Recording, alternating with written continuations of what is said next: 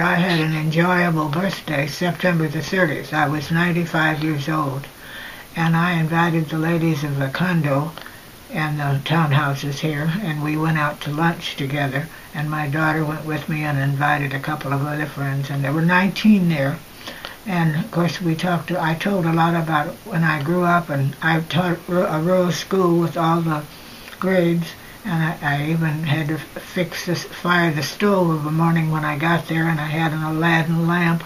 And then later, of course, that was a long time ago, but that's things that happen when you're 95 and you're thinking back over what's happened all these years.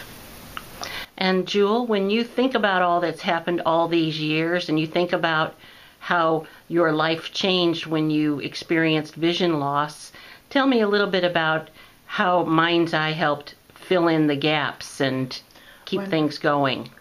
When I left the doctor's office, the retina specialist, and he said, "There's nothing more we can do. You don't have to come back anymore." And I said, "Oh, maybe you'll have a Christmas party." "Don't count on it." I left thinking, what am I going to do?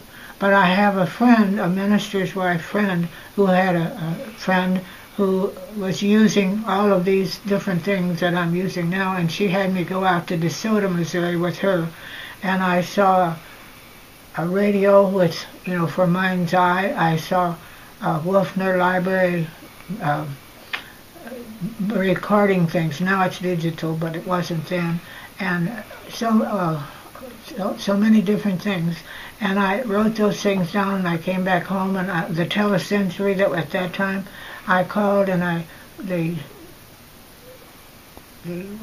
sent for the blind, and they sent somebody out and helped me, and then I got this radio from Mind's Eye, and another friend went over to Lady of the Snows and got it and brought it back to her, and then she brought it over to me and plugged it in and so forth.